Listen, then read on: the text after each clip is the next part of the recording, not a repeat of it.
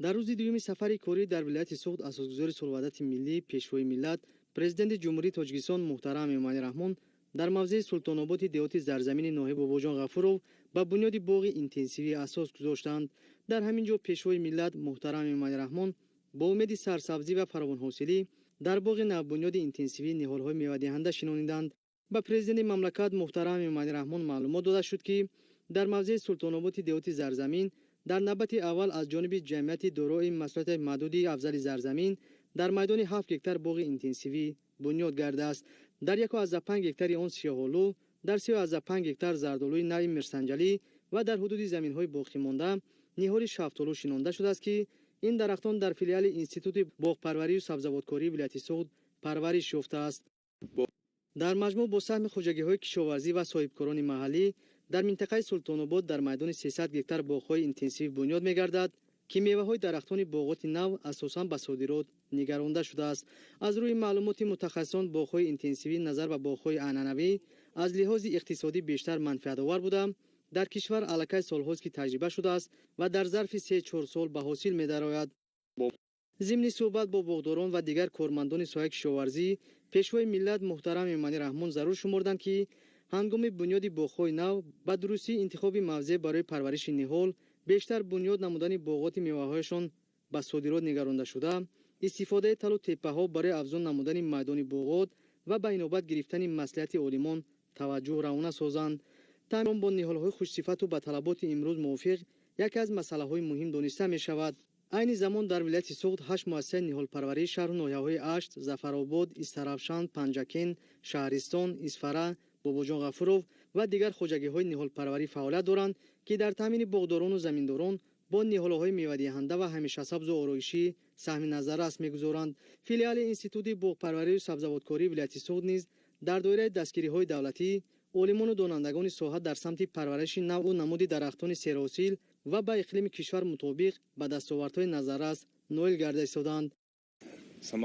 در موضع سلطان آباد دیوتی زرزمین ناحیه باباجان غفورov سرور دولت محترم امانی رحمان باغداران ولایت سوخت و مسئولین ساحه کشاورزی را وظیفه‌دار نمودند که من بعد میدان باغ‌های اینتنسیوی و سوپر اینتنسیوی را زیاد نمایند. در این صورت حجم صادرات میوه می‌افزاید و در برابر این ساکنان با جای کار تامین می‌شوند.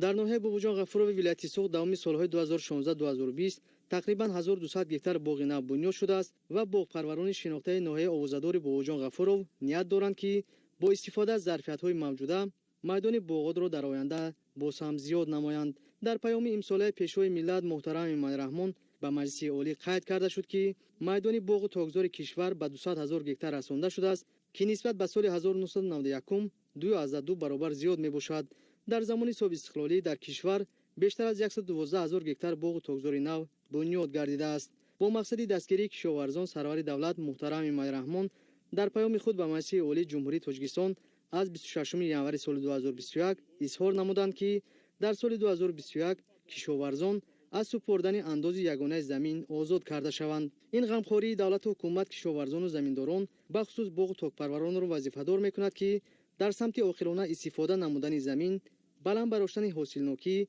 استفاده راه و اصول‌های نو جهت خوش‌صفت استحصال نمودن محصولات بیش از پیش کوشش به خرج دهند. ولایت سوخت در دوره برنامه دولتی رشد ساحه باغ تاکپروری در جمهوری تاجیکستان برای سال‌های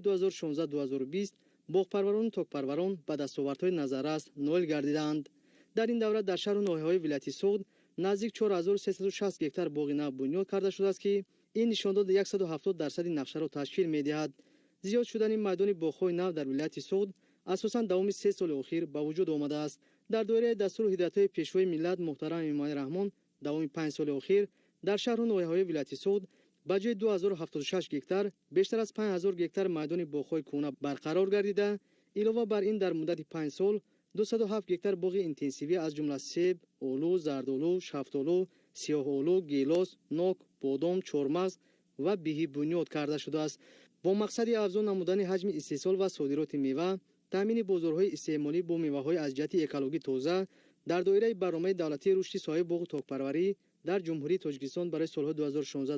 2016-2020 در ولایت سوخت حدود 373 هکتار میدان تاگزارهای کهنه برقرار و 351 هکتار تاگزار نو بنیاد شده است.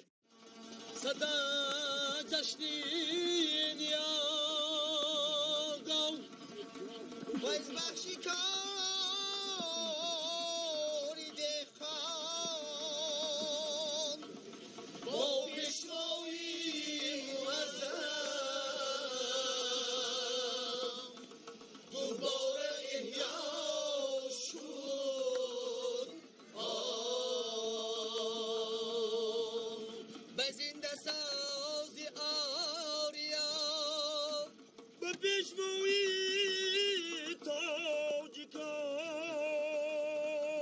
تاجیکان خورسندی ها قطارت جشنی صدم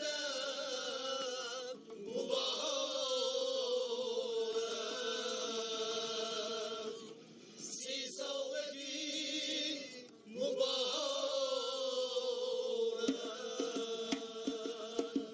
و هر کنار و هر طرف لیوا زدن قدم زنان رسید صدن بگیردی گل خنی زدن ستاری گل خنو علاو پریدن کنیم همان جهیدن